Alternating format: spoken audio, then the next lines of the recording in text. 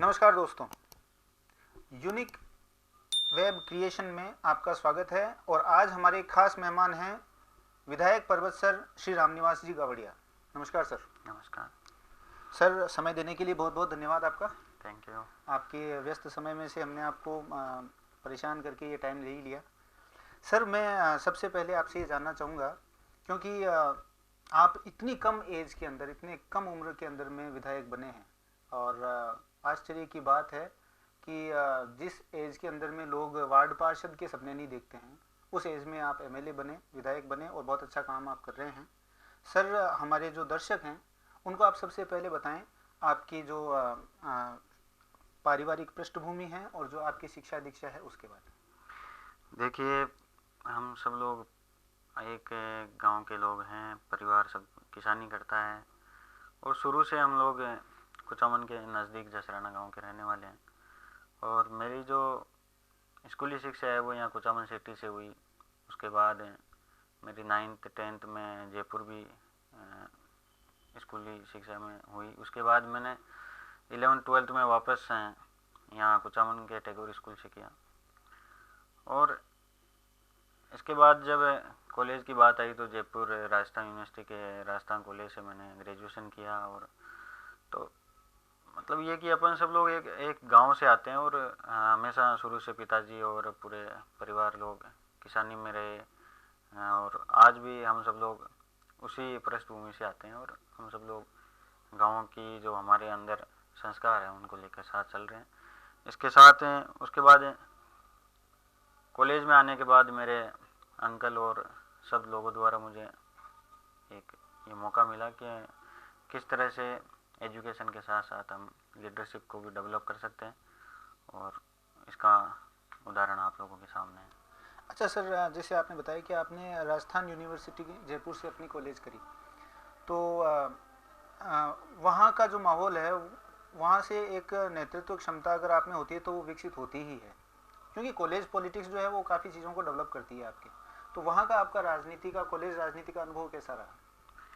देखिए, मैं शुरू से इच्छा थी कि पहले सरकारी जॉब करने की भी हमेशा से इच्छा रही, क्योंकि हमेशा ये देखा जाता है कि भाई परिवार की क्या स्थिति है। और सबसे पहले कोई भी इंसान हो ये देखता है कि मैं मेरे परिवार को कैसे मजबूत कर सकूं। लेकिन मैं शुक्रगुजार हूँ ऊपर वाले का भी और मेरे फैमिली का भी, मेरे अंकल का भी, कि उन्होंने मुझे मौका दिया। और जब मैं राजस्थान कॉलेज से मेरी ग्रेजुएशन हुई उसके बाद राजस्थान यूनिवर्सिटी में मैंने एडमिशन लिया एमए में। तो उसके बाद अचानक से ये सारी चीज़ें हुई कि मेरी जॉब भी लग गई और फिर मुझे वापस से जॉब को छोड़कर मैं लॉ कॉलेज में मैंने एडमिशन लिया। और लॉ कॉलेज में मैंने लॉ के साथ साथ वहाँ लोगों से मिलना जुलना और एक एक्टिविटी जो पॉलिटिकल एक्टिविटी जिसको कह सकते हैं, लोगों की मदद करना, और एक धीरे धीरे एक मूवमेंट बना। और परिवार का मेरे को सपोर्ट रहा और इसी बदौलत मैं लॉ कॉलेज का प्रेसिडेंट भी बना। अच्छा। और निश्चित तौर पर राजस्थान यूनिवर्सिटी अपन कह सकते हैं कि राजनीति की एक लैब है।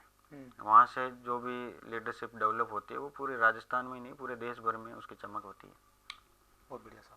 तो ये आपका राजस्थान की जो ये जो यूनिवर्सिटी और जो कॉलेज की पॉलिटिक्स है, वहीं से आपका सिलसिला सचिन जी पायलट के साथ में जुड़ा होगा?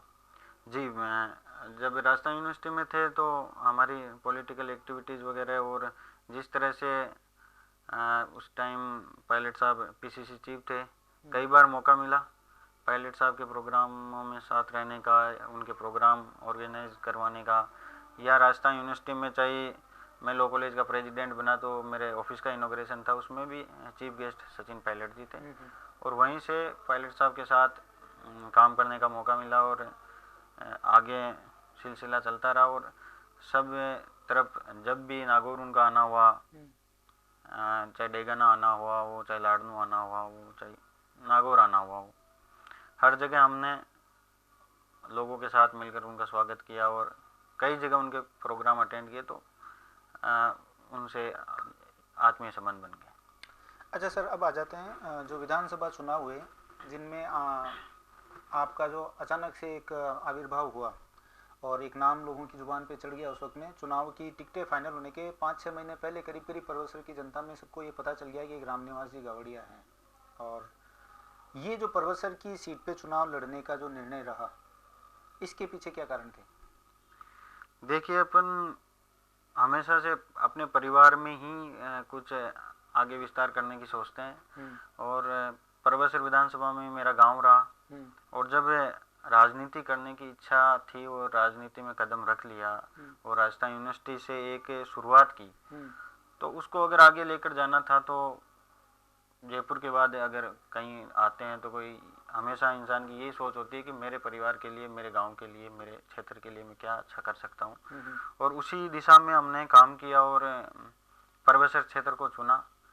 और आप सब लोगों का आशीर्वाद रहा, जनता का आशीर्वाद रहा, पार्टी के आला कमान नेताओं का सबका आशीर्वाद रहा, और उसी बदौलत मुझे 2018 में परबसर से कांग्रेस का टिकट मिला। अच्छा सर, आप जीत भी गए और अगले 2 साल जो हैं ये आपके जो राजनीतिक जीवन के कॉलेज पॉलिटिक्स से अब आप शिफ्ट हो गए हैं मेन स्ट्रीम पॉलिटिक्स में, तो ये कितना डिफरेंट रहा अनुभव आपका? देखिए, कॉलेज में जो स्टूडेंट पॉलिटिक्स है और क्षेत्र की जो पॉलिटिक्स है उसमें रात दिन का फर्क है। लेकिन सबसे जो अपन कह सकते हैं कि मूल रूप से दोनों में एक चीज़ समानता भी है कि अपने को जो लीडरशिप डेवलप करने के या लीडरशिप करने के जो गुण मिलते हैं, जो पेशेंस, अनुशासन, वो स्टूडेंट पॉलिटिक्स से मिलता है। और उसको आप क्षेत्र में अगर अप्लाई करोगे तो उसके 100% रिजल्ट आएंगे। और उसी दिशा में स्टूडेंट पॉलिटिक्स में अलग विजन हुआ करते हैं। क्षेत्र में आने के बाद प्राथमिकताएं दूसरी होती है कि किस तरह से गांव में बैठे लोगों को हम मूलभूत सुविधाएं दे सकते हैं, किस तरह से परबसर शहर में या आसपास के क्षेत्र में डेवलपमेंट करके हम अपने लोगों को और इस परबसर शहर को और परबसर के इस पूरी विधानसभा क्षेत्र का नाम हम राजस्थान और पूरे देश भर में किस तरह से रोशन कर सकते हैं, ये हमेशा से मेरे मन में रही। अच्छा सर, अभी जैसे राजनीति में आपका अर्ली टाइम है और ज़्यादा समय हुआ नहीं है, तो जिस तरह का छवि निर्माण आप चाहेंगे उस तरह की छवि आपकी बन जाएगी। तो आप अपने आप को किस प्रकार से देखते हैं, भविष्य में आपको किस तरह से लोग लें? क्या आप एक जातिगत समीकरण वाली राजनीति के रूप में आगे बढ़ना चाहेंगे या आपका कोई दूसरा विजन है? देखिए, लोकतंत्र में हमेशा से एक स्वच्छ परंपरा रही है कि लोकतंत्र में चुनाव प्रणाली है और चुनाव लड़े जाते हैं।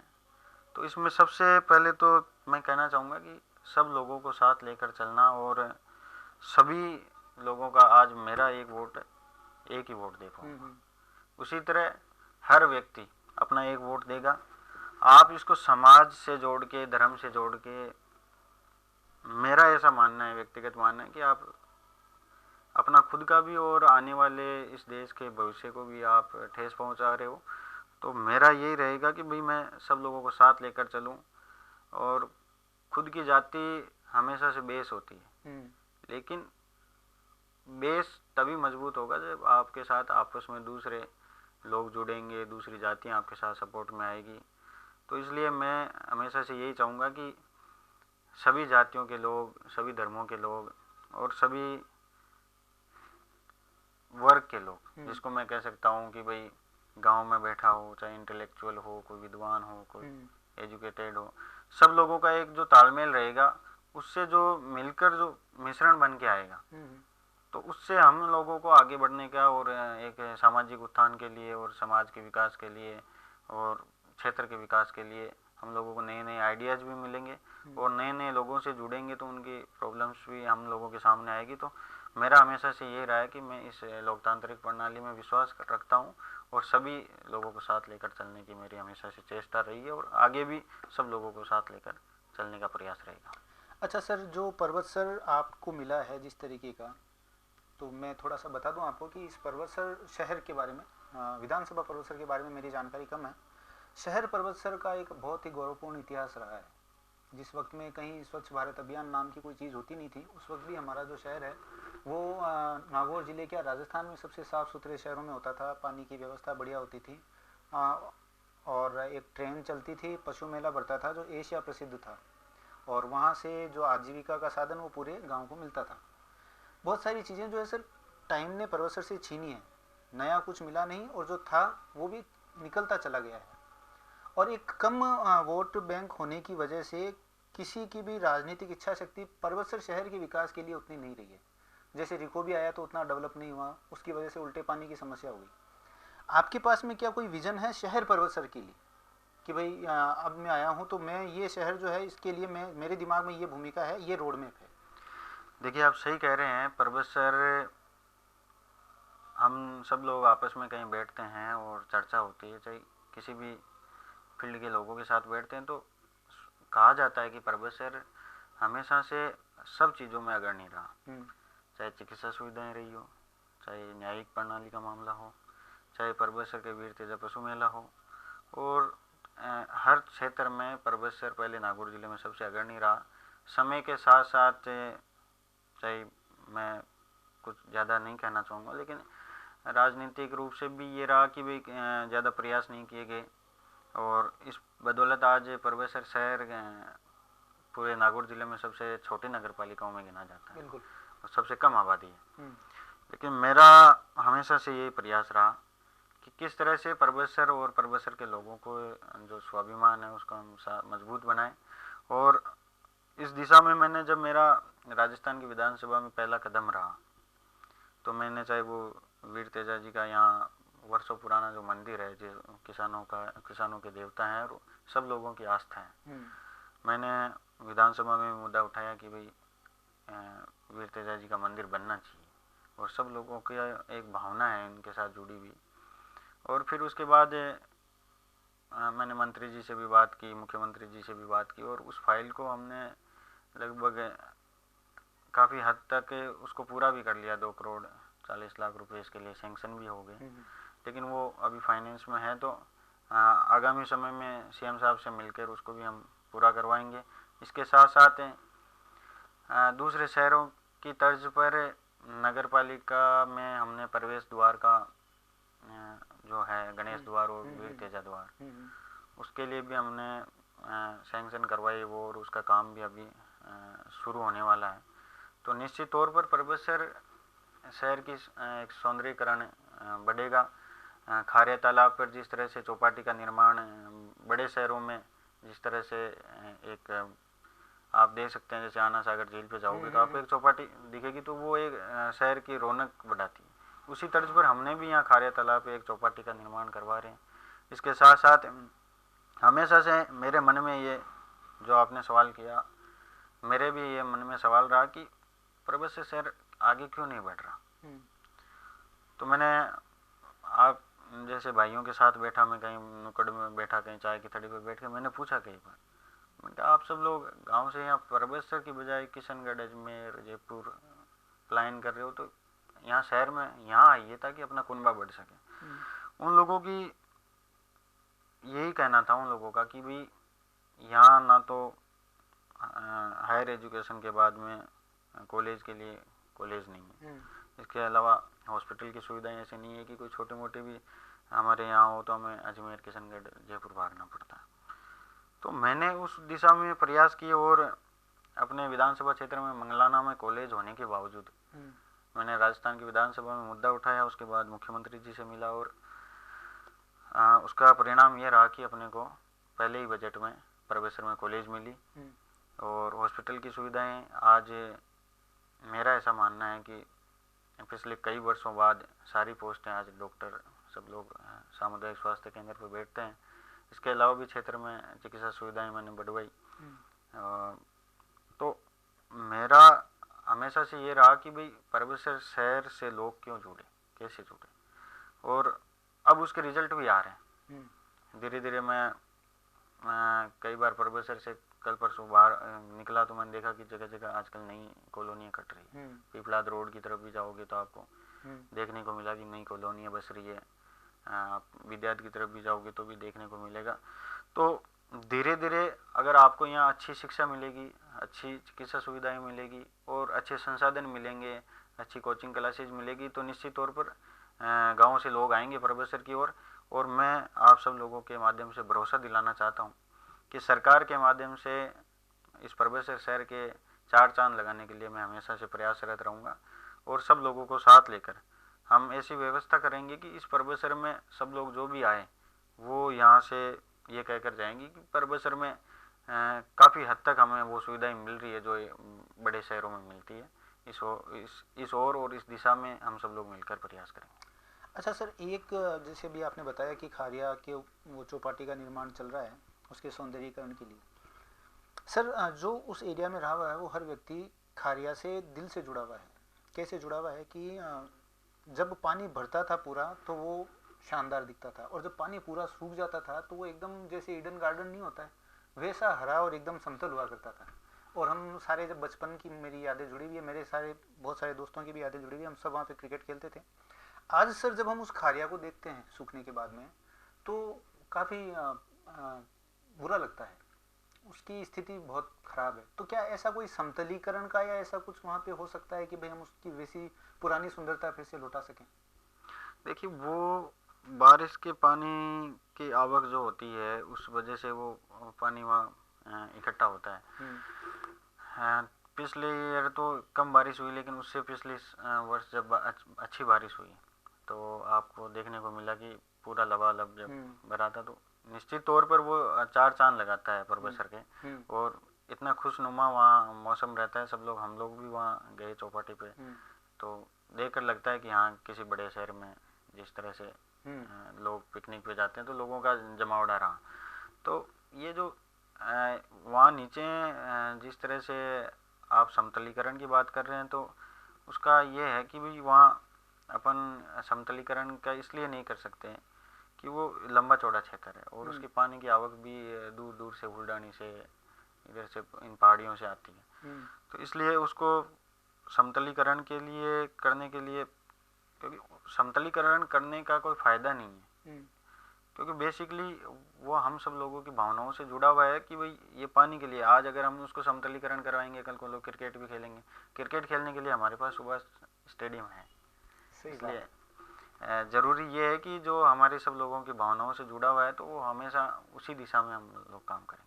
चलिए, अच्छा सर अभी आप जैसा आपने बताया कि भाई आपका 2 साल का अनुभव जो इस मेन स्ट्रीम पॉलिटिक्स का और जो कॉलेज पॉलिटिक्स का है वो काफ़ी डिफरेंट है, कुछ मूलभूत तत्व हैं जो दोनों में सिमिलर हैं। आगे का जो समय है अपने पास में इस कार्यकाल का, उसमें क्या ऐसे विशेष लक्ष्य हैं जो आप लेके चल रहे हैं कि भाई ये मेरे को इस कार्यकाल के अंदर में कैसे करके पूरे करने हैं?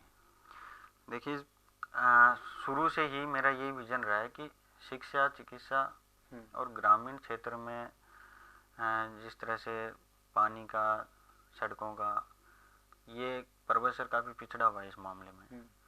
तो मेरा पहले दिन से यही प्रयास रहा कि इन 4 क्षेत्र में मैं काम करूं: पानी, सड़क, चिकित्सा, शिक्षा। चिकित्सा में मैंने सब जगह अच्छे डॉक्टर की पोस्टिंग करवाई, और पिछले कई वर्षों से बड़ू के लोगों की मांग थी, पिछले 20 वर्षों से, कि भाई किसी ज़माने में बड़ू PSC CSC हुआ करता था। लेकिन जिस तरह से आपने कहा कि परबतसर से सब कुछ छिनाया गया, तो उसको PSC कर दिया गया, तो लोगों की भावना थी, और बड़ू बड़ा कस्बा है, आसपास के 20 गाँवों से जुड़ा हुआ है, उन लोगों की भावनाओं को देखते हुए हमने वापस उसको CSC करवाया अभी। और अब प्रयास कर रहे हैं कि परबतसर का हॉस्पिटल अच्छा बने, बड़ा बने, ट्रॉमा सेंटर आए, क्योंकि हाईवे के नज़दीक है। कई बार एक्सीडेंट हो जाते हैं तो लोगों को दिक्कत आती है, यहाँ से अजमेर रेफर होना पड़ता है। इसलिए मेरा ये रहेगा कि मैं सब लोगों को साथ लेकर चलूँ और अपने परबतसर को ज़्यादा से ज़्यादा शहर के नज़दीक लाने की कोशिश हम कर रहे हैं, चाहे वो सड़क मार्ग हो, चाहे चिकित्सा सुविधाएँ हो, चाहे शिक्षा का क्षेत्र हो। हर तरफ से प्रयास रहेगा कि ग्रामीण परिवेश के लोग भी निकलकर परबतसर शहर की ओर रुझान करें। अच्छा, एक जो व्यापारी वर्ग है परबतसर का, उसकी भी अपनी समस्याएं हैं। कोरोना था, 7-8 महीने में व्यापार धंधा वैसे भी परबतसर में इतना कुछ है नहीं, और जो था थोड़ा बहुत वो भी ठप हो गया। तो अभी क्या है कि फाइनेंशियल इंस्टीट्यूट की तरफ से यदि कुछ सहारा मिले, वैसी अगर कोई सरकारी योजनाएं हैं तो वो किस तरीके से इम्प्लीमेंट हों, क्योंकि क्या है कि सरकारी योजनाएं तो बहुत होती हैं, लेकिन जिस व्यक्ति तक उसको पहुंचना होता है उस व्यक्ति को पता ही नहीं होता कि उसके लिए कोई योजनाएं भी हैं। तो क्या व्यापारी वर्ग के लिए कुछ है, और है तो अपन उसको किस तरीके से इम्प्लीमेंट करवा सकते हैं? देखिए, परबसर में व्यापारी वर्ग का हमेशा से रहा कि भाई, चाहे आप रिको को मान लो, इसके अलावा भी आप परबसर में देख सकते हैं कि ज़्यादा मार्बल से जुड़े हुए लोग हैं। और इसके अलावा शहर में सब लोग व्यापारिक वर्ग भी है, उनसे कई बार मेरी मुलाकात होती रहती है, हम सब लोगों को चर्चा होती है। तो उन लोगों को यही है कि आने वाले समय में सब लोग एक साथ बैठेंगे और किस तरह से परबसर और परबसर के आसपास हम लोग यहाँ खुद के व्यवसाय सर्जन कर सकें, जिससे यहाँ के लोगों को उसका सीधा फायदा मिले। और उन लोगों को भी एक, हर व्यक्ति की भावना होती है कि मेरे गांव में मैं काम करूं और वहाँ मेरे लोगों को रोजगार दूं। तो ये हर व्यक्ति की भावना होती है।